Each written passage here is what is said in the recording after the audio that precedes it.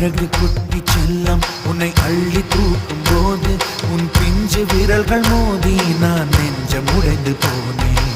ஆளை கடத்தி போகும் உன் கண்ண குழியின் சிரிப்பில் விரும்பி மாட்டிக்கொண்டேன். நான் திரும்பி போக மாட்டேன்.